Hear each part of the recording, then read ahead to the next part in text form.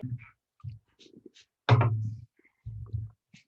right, everyone, looks like we are live. Let's get people on the Zoom, and Facebook looks good. So welcome back, everybody. My name is Amy. I am the group creator of Women Sellers. This is my husband, and we come on live every single week to talk with you guys about all things selling on Amazon. This week, we are doing an Ask Us Anything. We love doing these sessions because it's just so much fun getting to know everybody. We always have new people joining the group. And so we usually would do a quick introduction to let you guys know who we are, what we do, how long we've been selling. And then questions start to come in as we answer them. We're going to answer questions on Zoom, which is what we is managing, and also on Facebook Live.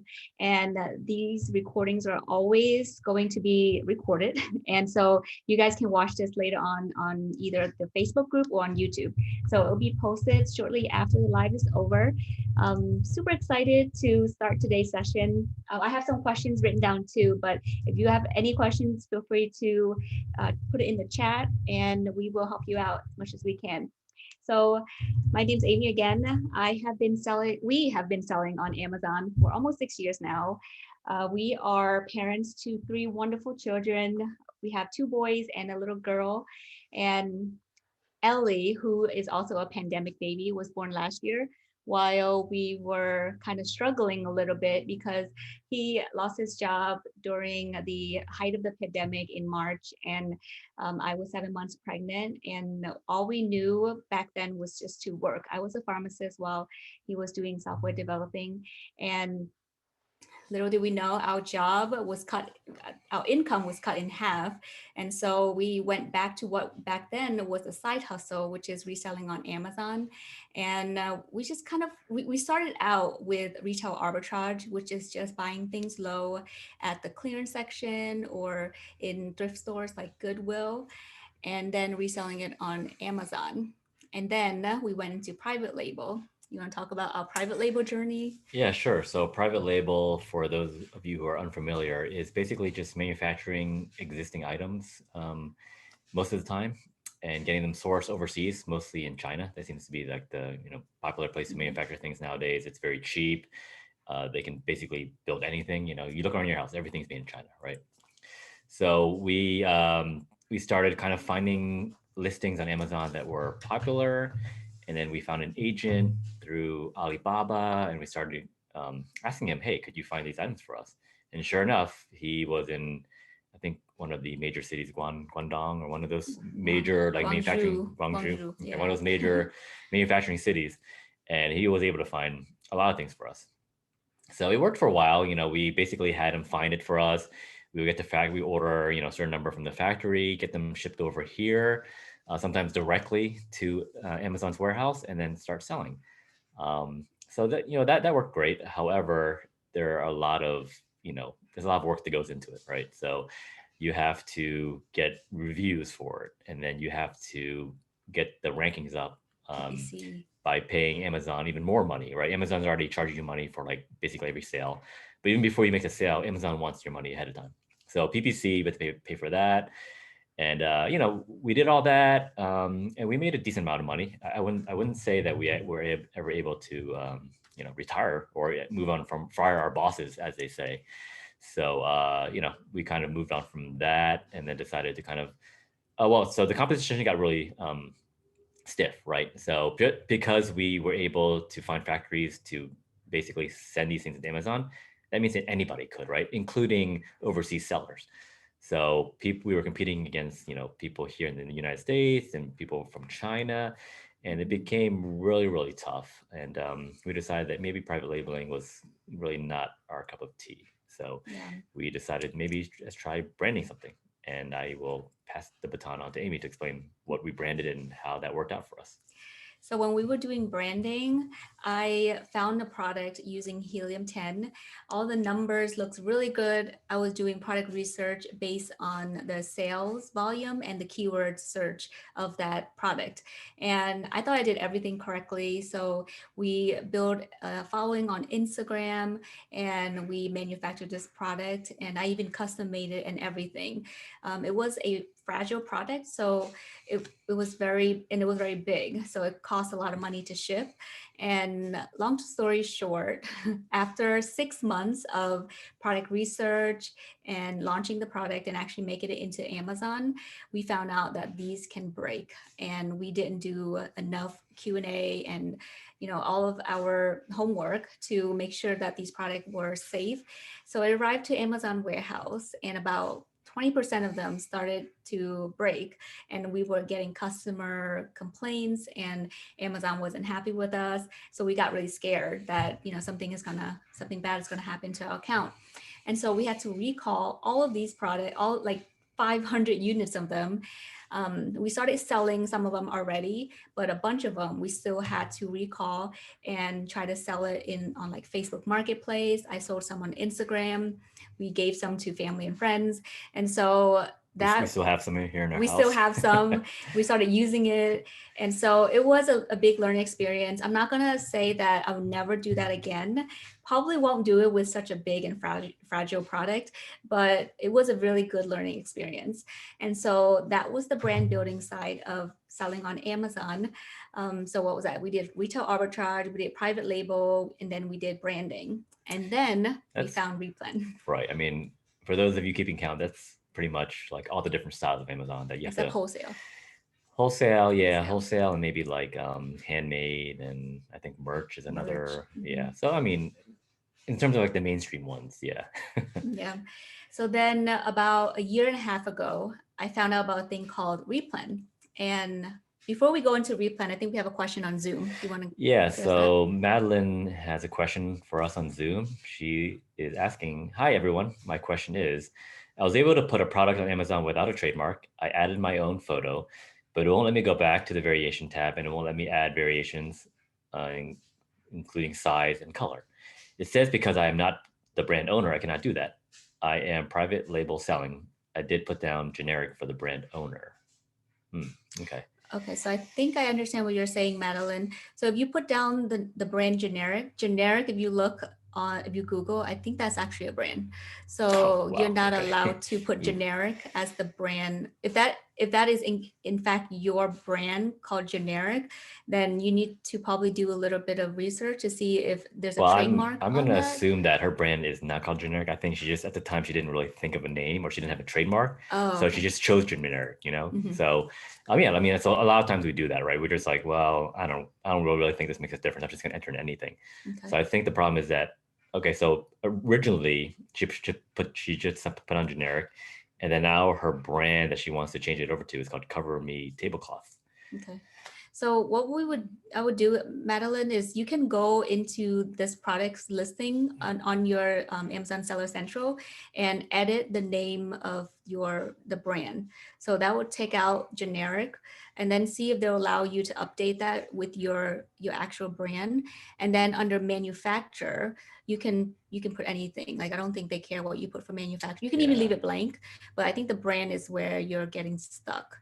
Yeah, so we did branding once upon a time. We didn't really have that issue, so we're not super well versed in this area. Mm-hmm. Worst case scenario, try giving seller support a ping. I know a lot of people have been unhappy with seller support lately. They've gotten better, I think, and hopefully you'll get a good agent on the phone. They can kind of help you walk you through it. So. Okay. Yeah. Thank you. Madeline's adding that we're adorable together. Thank you very much, Madeline. I hope that helped you out, Madeline. And I love your name. Actually, our daughter, one of the names that I wanted to choose was Madeline. And he was like, that's the next step if we have another. Yeah, I mean, we considered it, and it's definitely not off the table if we have a fourth kid. Yeah. Don't be spreading any rumors, by the way. Okay, so Replen, that's what we do right now. And the way that I found out about Replen is that we actually listened to another podcast, and they were talking all about Replen. And I was just like, what the heck is this? So it's pretty much just trying to find things. It's like retail arbitrage, except you buy things on retail price. So you don't have to keep on scouring like the clearance aisle or looking into like thrift stores to find products. And it's very scalable and predictable income, because if you run out of your product, you just have to reorder it. So you don't have to keep on finding new clearance items, which we know that sometimes it doesn't happen because, clearance is different every single month. Yeah, and replen is actually short for replenishable, right? Mhm. So the idea is that your inventory is replenishable, meaning that you find an item, you buy it at full price, you can always go back and get more of that, right? Once it starts selling. So that's the beauty of replen, is that it's predictable, sustainable, like Amy was saying, and it's just an amazing model. Yeah, so that's what we do now. 100% of our products are replenishable. About half of them are online. So we do online arbitrage as well. And we love it because obviously you don't have to go anywhere, right? But when you're just starting out, we recommend you do retail replen because it's a lot easier. You're at the store, you can touch it, you can feel it, and it's much easier for you to just see if this is profitable or not. And the success rate is also higher because a lot of people who are starting out with online, they get discouraged because it's harder for you to find products, right? The competition is out there. So starting out with retail store, like any retail store, Walmart, Target, Big Lots, anything you can think of, is a great place. Even if you have like local grocery stores in your area, check them out because you never know what you'll be able to find. And basically, you just use your Amazon seller app and you just start scanning like crazy. And when you scan, you're going to see the price of the product, and also you can enter in how much the cost is to see if the product is going to be profitable. But what the key is that instead of scanning, if you want to see more listings and more ASINs pop up, you have to do keyword typing. So keyword research is, instead of scanning the barcode, which most of us are used to, right? Like let's say you have a product. This is my granola bar that I was eating. Instead of scanning the barcode, what you're gonna want to do is do product typing, keywords, like putting in the keyword of this product. This is a Lara bar. So you would type in Lara bar strawberry chocolate chip, and all of the listing will pop up for you, and you can choose out of a lot more product lists than you would have if you had just scanned the barcode. So that's has been a game changer for us because we were able to find a lot more hidden listings instead of just the ones that pop up with the barcode. Yeah, so Lisa on Zoom has a question. So even before you go out there, right? I mean, the first thing you're going to wonder is, why would anybody even buy this at full price and be able to mark it up on Amazon, right? So Lisa's exact question is, can you explain how you can profit from buying at retail and marking it up enough to make enough profit to make it worth it? So yes, that is the first kind of hurdle that you kind of have to, or like mental block that you kind of have to get over, right? Is that the skepticism of, well, that doesn't sound right, right? I mean, if anybody can walk into a Target and buy this Lara bar, for example, for let's say $2.50, and somebody's selling it on Amazon for $10, that does not make any sense. Just walk on over to your Target and buy it for like a fraction of the price. So to answer your question is that to us, it doesn't make sense, right? But the thing is that we're only one out of millions of Amazon shoppers. And the other millions of shoppers out there, a lot of them like the convenience of Amazon. They like the prime shipping, 2 days. They like the superior customer service, no questions asked, return policy. And, perhaps they don't have a Target near them. They live in an area that's very, rural, or just not anywhere near one of these big box stores. Or they just, I'm sorry, maybe just pure laziness, right? They just don't know. So I guess don't care. the correct term will be the convenience of Amazon. But let's face it, a lot of times when we're Amazon and we want to buy something, we're not really price shopping. We just want it here in 2 days, and we see a price that's somewhat reasonable, we just go ahead and add it to cart. We just buy it now, whatever. Maybe we won't even look at the price. We just know that it's going to be here in 2 days, maybe even this afternoon. That's how amazing prime shipping is. So we're just buying it sight unseen, right? Maybe the flavor, this strawberry chocolate chip is not available on store shelves and you have to have it, So those are just some of the reasons why. We can't jump into the minds of all our buyers, but just know that we've been doing this for a year, and we've probably had thousands of orders come through, and every single one of those buyers has bought something that is significantly marked up from the retail store that we bought it from. Yeah, and I think another reason why this works is that Amazon just has so many different listings on their website, right? Like what, 300, 400 million listings. And the key is to find the right listing for your product. And sometimes that might mean you have to sell it in multiple packs or bundles. And those are the listings that are actually doing extra well, because these are kind of like those hidden gems where if you find them, you're going to be able to profit a lot higher. And sometimes when the customer is searching for a certain item and they're doing a certain keyword research, the item that is cheaper or on the retail price that they can go for, like Target, it's not going to pop up based on the keyword that they're searching. Another listing is going to come up, and that could be your listing. And when they see it, they like it. They need it in 2 days. They just click, add to cart and buy now, and you made a sale, and they're happy. Mhm. So an example that I always give is that when I was pregnant with my daughter, I was so nauseous and I just needed these Prego Pops. And I was like, I need this like tomorrow. Actually, I needed it like yesterday. So I went on Amazon, I bought it, and it came in 2 days. I was happy. And a year later, I was doing Replen, and I was like, I bought this before, and I don't think I bought it for this price. I bought it for a little bit higher, but I didn't really care at that point, right? I didn't care that, I paid a little bit more to get it faster because I needed it that day. Mhm. And that's the power of Amazon, that we're able to provide these products for the customers at like super fast rate using FBA. And we're able to get compensated for that as sellers. And so just think of it as we're doing a service for your customers, rather than you have no idea, like, this is not going to work. There's no way it's not going to, like, if you have to kind of wrap your head around the mindset that this is a service that you're providing for people that maybe they don't have the means to go to the grocery store to buy the product.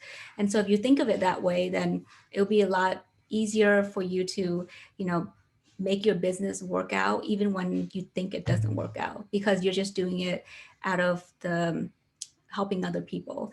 So that's how usually my mindset is when it comes to the business side of things, is that business is just people interacting with each other, and in between the money comes, right?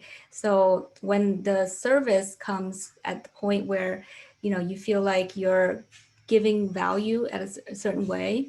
For example, like during the pandemic, some people weren't able to go out to stores, or they're afraid to go shopping, and we were able to provide certain products to them in 2 days. And so now a lot of people are kind of spoiled that e-commerce is awesome. They've never seen, they've never even used e-commerce before, especially like the older folks, and now we're able to do this for them. And a lot of people would never go back to like shopping again. Me, for prime example, today I just needed like a toilet brush wand, and I went on and I bought it instead of going to the store. So e-commerce is powerful, guys. Tammy is asking on Facebook, how many SKUs do you guys normally have active? Ooh, okay, so we have about 2,500 SKUs total. I would say about 1,800 is active, or maybe 15 to 1,800 is active. And the reason why is because sometimes there are products that we're not able to replenish because it's like out of stock, or we sold out and we're not able to replenish it quick enough. Usually that's the case. It's really hard to be able to keep up with what's in stock and what's not. So that's why we have a system to kind of keep track of our inventory. And you can talk more about that. But there's never, like, I wish there's at a point in time that 100% of our products could be active, but that's almost impossible. So that's why it's really important to always add new products. So it's kind of the name of the game. You just have to keep on finding new products or replenish your old products. Otherwise, you're not going to have anything to sell. So we have another question from Lisa on Zoom. So she's asking, do you use any type of pricing tool software?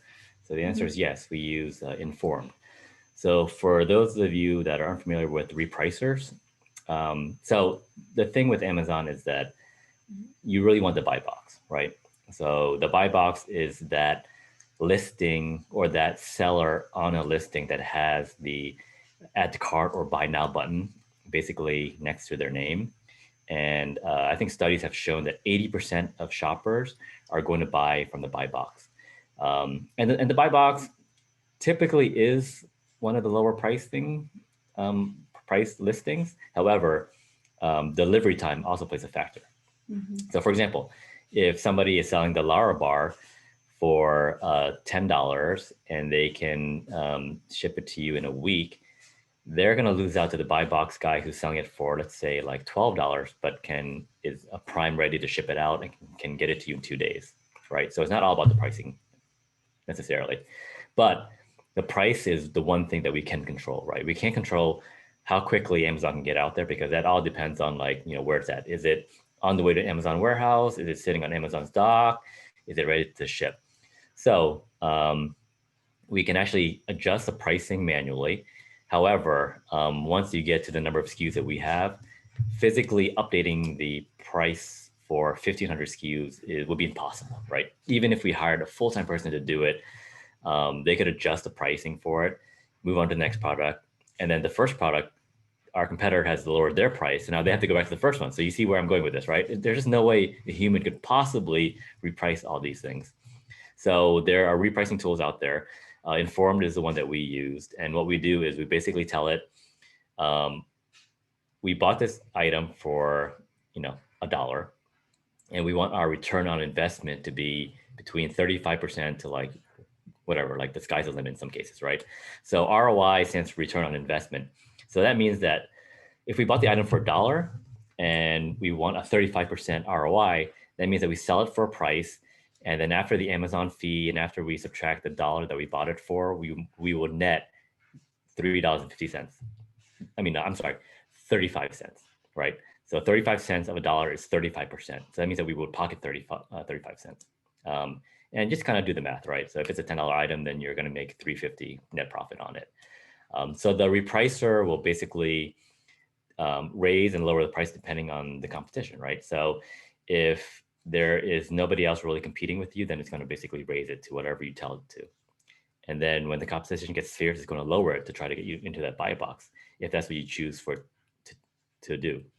And based on that, we see like a huge surge of sales because we're staying competitive with all our listings.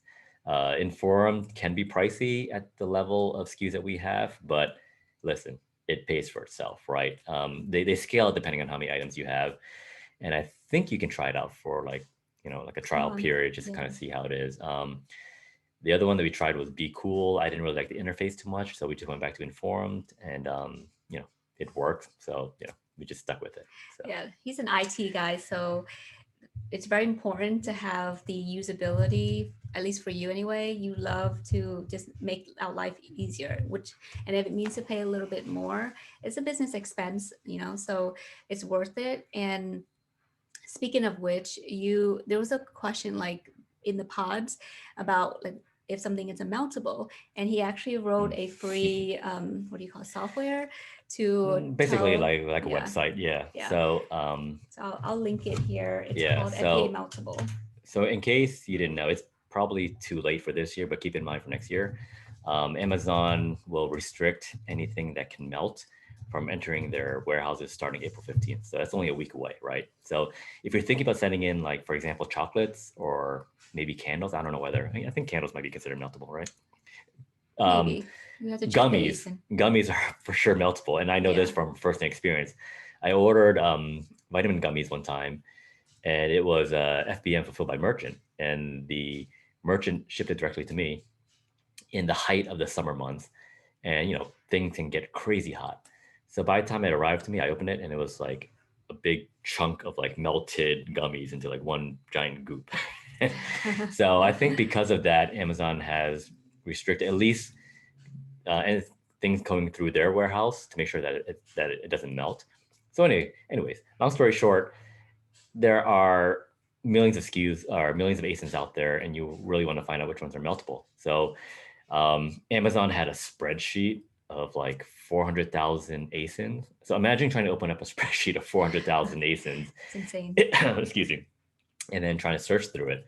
So I thought that was ridiculous for a company of Amazon's size and the amount of engineering that they have. They couldn't make a tool. So within like a day, I took that spreadsheet, I put it onto the web. It's www.fbameltable.com, and I'll link it here too. Again, it's not going to really be that useful for you now, just because the April 15th deadline is coming up. However, you may want to start removing stuff that is meltable, so it may still be of use to some people. So Yeah, and there's kind of hacks too to ship meltables. Like you can put them in coolers with ice pack, but we're actually gonna try that out for the first time this yeah, year. so that has to be FBM, right? So FBM stands for fulfilled by merchants. That's where you're shipping the items directly to the purchaser, the customer, like you would on eBay, right? So because you're doing that, Amazon doesn't restrict you from selling it, because they're like, hey, listen, you want to try shipping chocolate in the summer months, more power to you. However, if you start to, disappoint the customer, Amazon will get back, will get involved, right? So you want to make sure that you don't send meltables unless you're sure you can keep it from melting. So we thought about ways to do that. Maybe like buy insulated boxes, maybe put a ice pack in there. That's all going to add to the cost of it, and we rationalize by saying, well, if other sellers aren't willing to do that, maybe we're the ones that will be able to, and we'll just kind of add that to our cost and then increase the pricing. So, um, you know, I see it as a challenge, and when you are able to fulfill challenges, you kind of climb to the top of the mountain where the other sellers are still at the base and at the bottom, scratching their heads and just maybe too scared to kind of climb that mountain. So, and that kind of goes overall with our business, right? Do things that are challenging and do things that others can't do, because chances are they're going to quit and you're going to be there at the finish line when they are not. Yeah, we actually just thought about doing something very different, but I can't remember. Okay, but we have a bunch of questions on Facebook about offering one-on-one. So Vivi, Adele, Melissa is asking if we do one-on-one training. So unfortunately, we don't right now.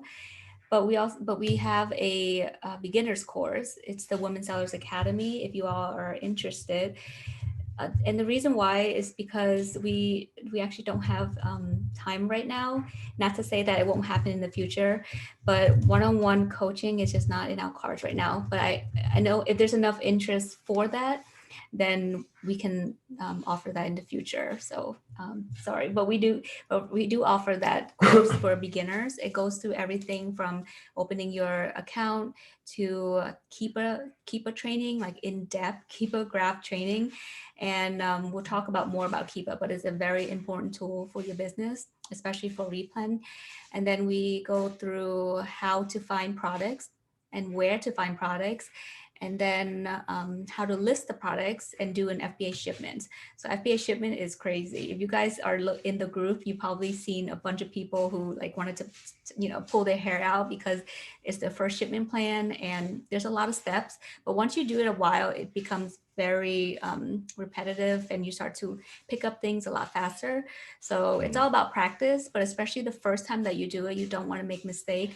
And the course go through that in detail. And then at the end, we talk about how to scale your business. So right now we have employees, we have independent contractors, they shop, they prep, they pack for us at the warehouse, and then they're the one who ship it to the FBA fulfillment centers. And they pretty much run our business, guys. So this is something that is definitely scalable if you want that to be for you. Like if you feel like this is just going to be a side hustle, then it could be that too. At first, I just needed $300 to pay for books in pharmacy school, and we were able to attain that. And then when we felt that we were comfortable with the business, we started to, up our investment a little bit more. And that way because our goal was to one day quit our jobs and do this full time. So in order to do that, you're going to need some help, right? So if you want to get to a certain level, you're going to have to start thinking about hiring help. And we go through the application, the steps that you need to take in order to hire the right people. Because we definitely hire some some bad nuggets along the way. So so the course will go through all of that if you guys are interested. And and of course, there's if you are at a little bit of a advanced level where you already have your Amazon account and you already kind of done a shipment plan, then and but you're stuck on finding new replenishable products, then that's where the pod comes in. And the pod is a service that came out of the need of the community. Women sellers, just one of the ladies on there just asked us if she doesn't know what to do because she can't find any replens. And so I was like, okay, why don't I just help you find them?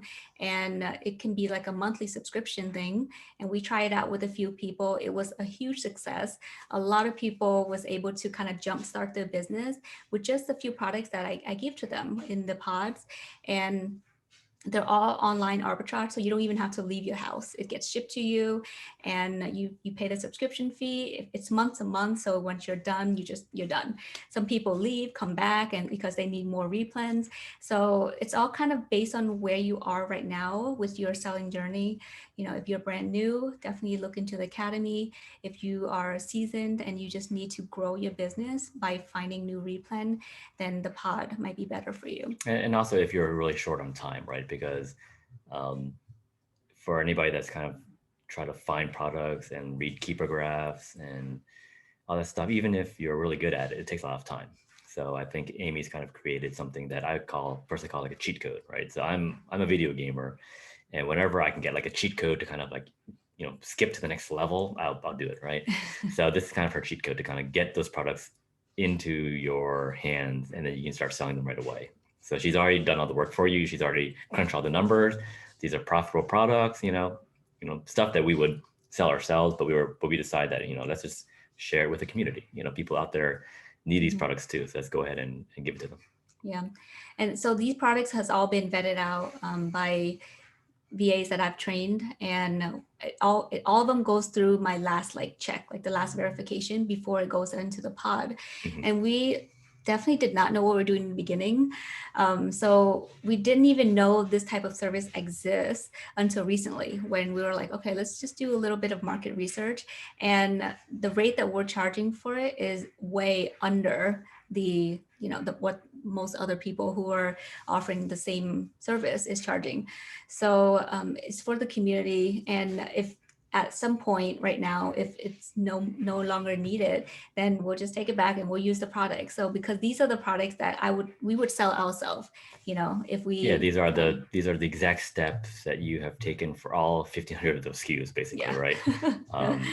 So they go through the same step-by-step kind of scrutiny. Mm-hmm. And again, we could easily have taken a lot of these products and sold ourselves, but there's plenty to go around. So yeah, so if you guys are interested, there's two different pods. So there's the beginner's pod and there's the advanced pod.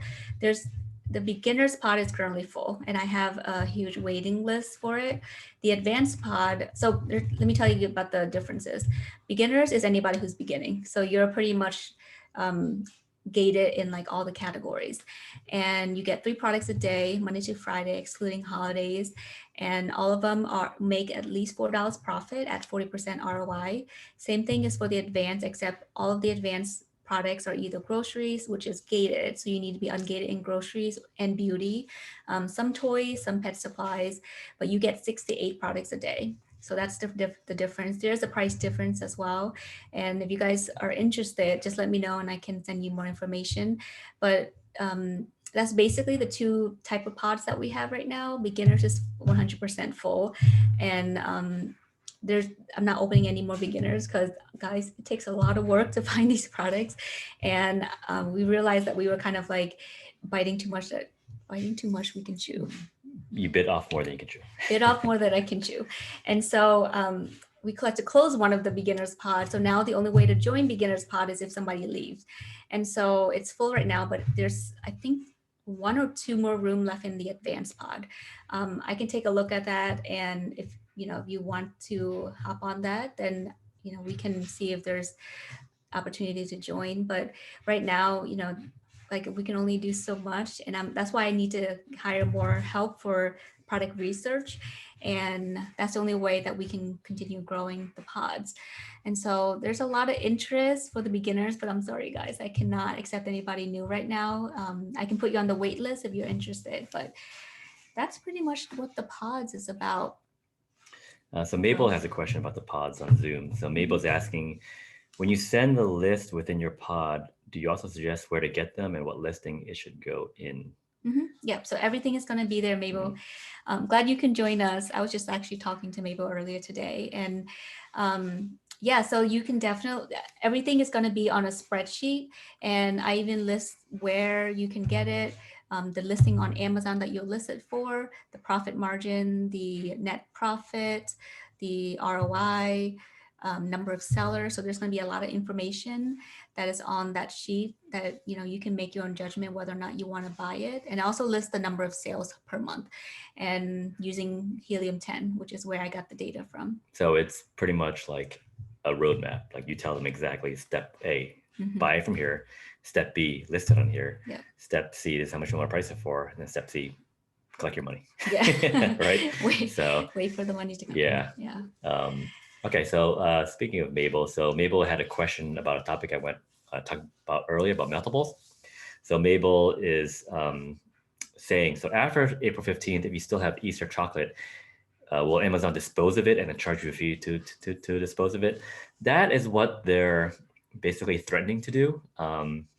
So if you do have any Easter chocolates, definitely consider removing it. Now, we've had internal talks, like, is Amazon just trying to scare us by saying April 15th, you know, if it's in our warehouse? Because the funny thing about April 15th is that Amazon says, oh, keep sending in meltables until April 14th. However, on April 15th, we're going to start to dispose it. Well, you know, who wants to send in something and try to have it sold in one day before it's disposed? So I think, and don't quote me on this one, I think that Amazon is kind of scaring people to say April 15th, but I feel like they'll probably give you a little leeway of a few weeks, perhaps. You know, April is starting to get warmer, but obviously May is going to start to be really, really hot. June for sure, right? So, you know, if you want to play it safe, I will start removing those items, you know, pretty much in the next week or so before April 15th. If you want to roll the dice, you know, maybe you have just a few inventory left and you just want to clearance it out, leave it in there. Worst case, Amazon is going to destroy it. So just be aware that they will destroy it and they'll charge you like 15 cents. So the fee itself is not a big deal. But if it's an item that you would rather just have back and then either return to the store or use it yourself, then go ahead and do a removal sooner than later on it. Okay, we're good with... one other question from Lisa. So she's asking on Zoom, when you order replens online, do you have them shipped directly to FBA? So we don't, because we have a prepping center. So our warehouse is like our prepping center. And so we get it shipped there, and our shoppers and our preppers and packers put them together and send it to Amazon. You can have it shipped to a prepping center and have them, you know, do all of the legwork for you, but they charge a pretty hefty fee if you don't have a lot of items for them to work on. So we've used it before, and for us, it wasn't worth it. I know a lot of people do 100% OA and have it to the prep center, and the prep center send it to FBA. So there are, I think, two different ones that I would recommend. One is Down South Prep, and the other one is Pro Prep Fulfillment, and we'll link it as well. But they're both pretty good. They're like in the middle of the country, so the rates are really good to get it shipped to Amazon. And this is great too if you're out of the country and you don't live in the US. You can have it shipped to the prep center and have them do everything for you and send it to FBA. So you don't even have to see your products, which is, I think, is awesome.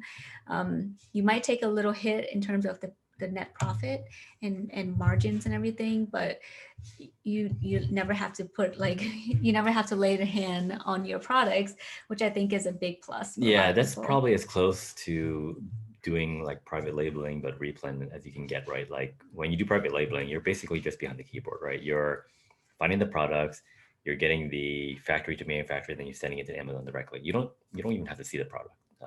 But yeah, so keep in mind that there's a cost for everything. So, I mean, personally, we felt that it was a little bit more cost effective for us to kind of hire our own staff and train them to do it. But because we have the time and the bandwidth and we had a warehouse to do all that stuff, sure, it makes sense. If you don't have the ability to kind of, do any of that, then yeah, this like having a prep center makes more sense too. We caught up with Zoom. Yep, that's all the questions on Zoom. Okay, I think we're good on Facebook as well. So there's a question on inventory management. When you guys join the group, there's like a question list, and I try to take down some of those like frequently asked questions and address them during the live call, which is, so somebody had a question about inventory management. So the way that we do it is we used to just use a spreadsheet. Like I had this robust spreadsheet using Google Sheets, and I just put down, the item, how much I got it for, how much I expect to make from this, how much we actually made from it. And it's fine when you're first starting out, but when you have like 1,500 active SKUs, it gets a little, hard to manage using just a Google Sheet, right? So right now we use Replen dashboard to help us with ordering. And what else do we use for inventory management? I mean, spreadsheets. We have a lot of kind of custom in-house spreadsheets that we put together. That's for ordering. That's for okay. Oh, inventory. I mean, I guess Inform also tracks your inventory. Yeah. But I think Replen dashboard is probably the thing to use. Yeah, Replen dashboard is really good for us at least. Yeah. But if you're just starting out, there's also Amazon prepares a really good way now. They recently just allow us to see like the number of products that we have that is incoming, reserved, how much the customer has purchased by just, if you go into Seller Central dashboard, each line of products, you can see the number that is available. And if you click on that, it will break down for you every single item, where it is, if it's being fulfillment transferred, or if it's being reserved, if a customer is reserving it. It'll break all of that down for you if you could just go into your Seller Central dashboard. So that's how I would do it if I'm just starting out. And it kind of gives me an idea of what I need to reorder as well. I used to do all this manually by just going into Seller Central and seeing how much we bought, how much Amazon is receiving, and how much has sold within the last 2 weeks. And from there, I can predict how much I need to buy in order to not run out of stock within the next 2 weeks. So we try to stay in stock, for at least 2 weeks, if not every week. Sometimes it doesn't happen because it takes Amazon like a week to even receive the product. So usually our product will sell once it hits the Amazon warehouse and Amazon start checking it in. It usually sells like either right away or, within that month. So we don't hold on to items. We don't get attached to any of our products, because that's when I feel like it becomes really hard for you to grow. Because when I was first starting out, I found like Replen, and it took me so long to find these replenishable items that I wanted it to work. Like I needed it to continue selling, even though the product wasn't selling anymore. And so what I was doing is I was just playing with the prices, and I was telling myself that maybe it will sell in the future, but you can't be attached to any single product, because you have to keep on finding new products in order for your business to grow. So that's how you can scale your business. You have to continue finding new products. So the next question that we have is how to grow your business without spending hours scanning. So the short answer is don't scan. So if you scan products, it's going, like I said earlier, it's going to be very limited in the numbers of listing that shows up. So what you want to do is do keyword research. You want to find products, those hidden listings that you otherwise wouldn't find if you had just scanned the barcode. So you want to do keyword research, and it's very important to know how to read the keyword graph so that you can make good buying decisions and not just kind of like, put it out there and hope that it will work. You need to back it up with data, and that's where Keepa comes in. And 2 months ago, we did a Keepa training that now is available in the course for free. So any course members, when you pay that price, you're locked into anything that we do in the future. Even if it's a paid training, it will be available to you for free, you know, if you join the course. And so the Keepa training was a really good hit. Like a lot of people were able to take out, you know, a lot of golden nuggets, because if you want to be able to find product yourself, you have to know how to read the Keepa graph. It's going to tell you how the sales were doing, how the prices were, and if there's a lot of competition in terms of the sellers. Yeah, so we have a testimony from Mabel. She says, yes, the Keepa training was excellent. Oh, great. I'm glad you like it, Mabel. Yeah, we love the Keepa training, and we might do it in the future if there's enough like demand for it. Or we might do another topic like getting ungated, because I know a lot of people are struggling to get ungated. So that is all in the works in the future. But for now, I think that's all we have in terms of the questions. Actually, Mabel actually does have a question for us. So she's asking, if you do find a product that sells really well, do you decide to keep purchasing a larger quantity of that product? If so, is there a safe amount to buy that you recommend? Yes. So Mabel, if I use the Helium 10 Chrome extension and it's telling me that it sells anywhere from like 500 to 1,000, maybe 2,000 units a month, I don't hold back. I would buy as much as I can in my ability, and I would just keep on restocking it. Or if it hits the Amazon warehouse and it sells right away, I would just restock it. So I usually try to test a product. The first time I buy like 3 to 5 units just to kind of test the waters. And then once it hit the Amazon warehouse and it sells, I would double that. I would buy maybe next time like 10 units. And if it sells again, we'll buy like 20 units. You know, last month, I think one of our product, we had to replenish it with like 40 units. And because it was just selling, it was like, you know, flying off the shelf. And so Cece, who's my sister, she's the operational manager, and she takes care of like the warehouse employees and reordering products. She was telling me that this is gonna suck because we can't, you know, keep on replenishing chocolate, because that's one of like our really fast selling products. But unfortunately, you know, we had to kind of like stop replenishing those for now. And when it goes back up during Christmas and, you know, Q4, we're gonna like double down on them. So yeah, so Mabel, please don't apologize for the questions. Keep them coming. This is exactly why we have this. So yeah, keep them coming. Let us know, you know, what other questions you might have. So we also have a category of items that we call fast movers, where we literally do not have a limit of a safe amount that we want to kind of put on there. So we will buy as many as we can find. You know, we've been known to, you know, go into a Target and just basically clear the shelf of that one item just because it's such a hot item. Yeah. Okay, sorry. Nice to meet you guys. And if the data tells you that it's, you know, kind of continue selling, and it has been selling in the past, then, you know, you can go free. Worst case scenario, it doesn't sell and you just clearance it out and get your money back by returning it to the store. So it's almost like you know, a win-win situation. But in the beginning, just test it out with like really small number of units, like 3 to 5 is pretty safe. And then if it sells, then you get more. Okay, awesome. Thank you. And if you we can't hear you, Mabel. You can't hear me? Either you're muted or volume up. Let me just make sure our volume is up. Can you? Can you hear me now? Yeah, we can hear you now. Yeah. Okay, awesome. Thank you. Well, nice to meet you guys. I'm so excited to do this. If you don't have any more questions, or if you have time in the end, can you address licensed characters? I know you mentioned in the course, you know, there's a way if we could get ungated for like 3 different brands. So if, let's say Disney is one of them, and it's okay to sell other Disney products, I just don't want to make sure that, you know, Disney is not going to come after me and just say, hey, you can't sell my product. If I do have the authorization from a wholesaler to, you know, to sell that product, and Amazon gave me the authorization with my invoice to sell that product, or, you know, different products with that brand.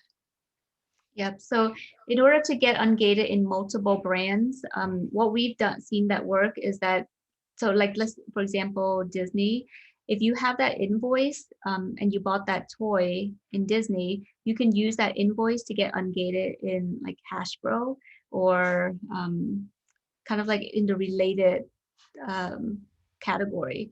So for example, we use the same invoice to get ungated in Funko and Disney because it was kind of it was a Disney Funko. Right.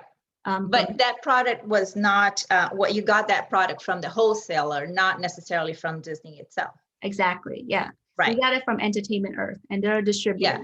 Yeah. Right. So if I do have the invoice from that distributor and Amazon accepts my invoice and ungate, I guess, ungate me for that category, then I don't have to worry. And I find a different toy, but it's Disney. I don't have to worry about Disney coming after me and telling me. Yeah, exactly. So once Okay. Amazon ungates you, you're like free to go. You don't have to do it again. Yeah. Yeah. Awesome. Now, the thing to keep in mind is that, and this is really more for like basically ungated products that aren't gated to begin with. So as an example, there are brands out there that haven't asked Amazon to gate them. And rather than getting Amazon to gate off these brands, they will kind of just wait for somebody selling it, and then they'll file a complaint with Amazon, IP, intellectual property complaint with Amazon. And we've had to deal with a few of these. It's not a big deal. At first, Amazon's kind of send you like, I wouldn't say like a scary email, but they'll say that the rights owner has contacted us and they said that you might be selling counterfeit, right? So at first you panic, you're like, counterfeit? How? I bought this at Target, whatever. Right. So just take a deep breath and then they'll give you an email. So you will email that company and calmly explain to them that I am not counterfeiting your product. I bought it at Target. Here's a screenshot of the receipt. And usually they'll say, okay, well, you bought it at Target doesn't mean that you're allowed to sell our brand. So then at that point you say, okay, I've deleted the listing. I promise not to sell anymore. Please retract that complaint from Amazon. Oh, okay. And usually they will do so. If they are slow with it, Amazon will basically say, okay, well, you deleted the listing. That's good. So we won't suspend your account now, right? Yeah. But we're going to leave this kind of mark on your account for like 180 days. Okay. So make sure not to do it again. Yeah, make sure you don't do it again. Now the thing is though that you don't know when these IP claims are going to come in, and if you rack up too many of them, Amazon might consider suspending your account, which is like the death sentence for itself. Yeah. So we use a Chrome extension called IP Alert, which we can link on here. And what IP Alert will do is that whenever you're looking at a listing on Amazon, and it's let's say it's a Disney listing, and Disney is known for coming after sellers, IP Alert will say this brand has been known to file complaints with Amazon, so just be careful. It doesn't mean that you can't do it. Just buy it and sell it knowing that Disney could come after you, right? Okay. So IP Alert, it's a paid Chrome extension. I think it's like $100 for a lifetime. Mm-hmm. But if you don't want to get suspended, then you may want to consider this because it's kind of like a safety net before you kind of get too deep into selling that brand. Right. Yeah, right. We use the IP Alert, and I use that one for the products that I find in the product, and for our products too, just to make a safe bet. Nobody know exactly how these ASINs are. Like nobody know when a brand is going to come after Amazon, right, for an IP. So it's usually just somebody alerting these Chrome extension builders that there's been an IP claim filed against this listing, and they'll put it on their database, and then using the Chrome extension, it'll pop up saying, no, don't do this, don't sell on here. And so it's just like another safety net that we use to protect ourselves. Yeah, so I'm realizing, so I just Googled it. There's actually a bunch of these ones. There's a lot. So which one do we use? We use the one by Christopher Grant. And it works well. Let me put his name on here. Yeah. Perfect. Thank you. Thank you guys for the IP alert or something. Great information. Okay. So I'll go ahead and I'll link that on here. Yeah. Great. So it's a scary world out there with Amazon. I know a lot of people had been kind of scarred with like getting all these IP claims, and they're like, I bought it from a legitimate source. I got it from Target. but Amazon won't accept that. It has to be from like a wholesaler or distributor. So fortunately, Amazon doesn't just go and suspend your account, from all of these claims. They'll hear you out and they'll put a mark on your account if it doesn't get resolved. But then, it's just kind of like a ding against your account. So I wouldn't worry too much about it, but we do whatever we can to prevent it from happening. Okay. Let's see. Maria says, yeah, Maria has one that pops up in a red box. Yeah, I think that's the one that we have too, Maria, and I think you recommend that for us. So Lisa has a question on Zoom. Mhm. She's asking to start, what are the basic products we need to subscribe to besides Keepa? That's it. So to start, all you really need is Keepa.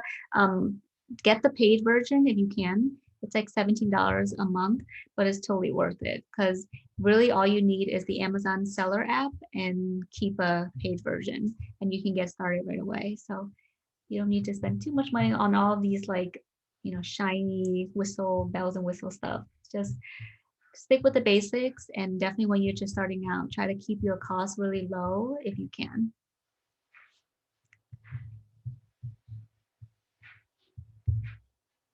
Okay, I think we're caught up with Facebook. How are we doing on Zoom? Yeah, so I don't know if anybody else is noticing this, but I think Facebook's having some issues. So there's some technical issues. Just getting onto facebook.com is not really loading. So, but yeah, that's all the questions on Zoom here. Yeah, I think it's a little slow this week with everything. And I also realized it's spring break as well. So a lot of people are probably on vacation. So I think we will probably end it a little bit early today. Thank you everyone who came to the Zoom and also on Facebook listening to it live. Again, this will be, it's all recorded, so I'll post it tomorrow, and you can also find it on YouTube as well. I hope that this has been helpful for everyone. Again, we really enjoy doing these sessions because we get to know you guys a little bit more, and we get to talk to you and answer your questions and help you out in any way. So any links will be in the chat. And hold on, I think Maria has a quick question before we sign out. When I first opened my business, an Amazon business, I used my home address. Later on, I was advised to use a PO box address. I paid $339 to have it for 1 year. Recently, I got a notice from Amazon asking me to confirm my address. Which one should I use? This one's for you. Yes. So Maria, definitely do not use your home address just because we want to kind of remain private. So what Maria is referring to is that about, I don't know, maybe like 6 months ago, Amazon made the decision to basically publish every seller's business address on their profile, on their storefront profile. So which means that a lot of people that kind of started off, basing it out of their home, they just entered in their home address, not thinking that anybody would, be able to see it. So getting a UPS store box is a good idea. It's pretty affordable, and then it provides you the privacy, so you can get your mail sent there. We use a UPS store box for our business mailing address, including our Amazon address. So we haven't had them ask us to confirm it. So I wonder how. I would assume by confirming it, they're probably just going to send maybe like a postcard, and then you kind of have to just do something with that postcard. I'm just guessing. Should she use her UPS address to confirm it? Yeah, use your UPS address. Don't, like, Amazon shouldn't really be using your home address for anything. You just update everything to UPS. So Maria is also following it with the question: is it okay to have one address for my LLC, another as my shipping address? So yeah, I'm assuming shipping, you meaning like shipping from, right? So if you're referring to when you're doing a shipment plan and you're putting in the address where you're shipping it from, you can use your home address. No customer will ever see that. If you're doing FBM and you're shipping to the customer, again, you don't really want to expose your personal home address to the customer, so just use your UPS store box address at that point. But yeah, just to kind of be consistent with it, I wouldn't use your home address at all. We don't use our home address for anything. Amazon is so funky. She still hasn't gotten a postcard. Maria, is this your postcard to verify your account? No, I think she was saying to verify her To their address. address. It sounds Oh, like okay. it's different. So it Yeah. sounds like she's already up and running. Yeah. You're So- welcome, Maria. And I think Jamie's also said, thank you, everyone. I'm really glad to see everyone. And if you guys are just joining us toward the end, this will be recorded so you can watch all the way from the beginning.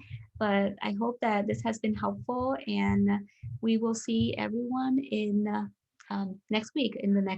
If you have any topics that you would like us to cover, let us know. We're always taking suggestions. And hi, Sammy. I'm glad you were able to join us last minute. Maria said, yeah, it's to verify the address, the postcard. Okay. So yeah, I don't know. Amazon has been a little like backup or something. It's just, we noticed that they're taking a while to check in our items. And so maybe they're behind. So hopefully they'll get everything together, which I'm sure they will, because they always do. Well, you know, we've been having a surge of people joining the women sellers group, and maybe they're all, signing out to Amazon and creating accounts, and Amazon's like, oh my gosh, all these new sellers come up here, So. Yeah, I love how we're growing. We're growing really well. And we have a lot of people just loving the group and saying how helpful it is. So hi, Marty. Yay, she made it. Fortunately, I can't participate. It's all good, Marty. We're about to end anyway. So yeah, we'll catch you next time. So, all right, we're gonna sign off. We hope everyone have a great weekend, and we'll see you next week. Bye, everyone. Bye.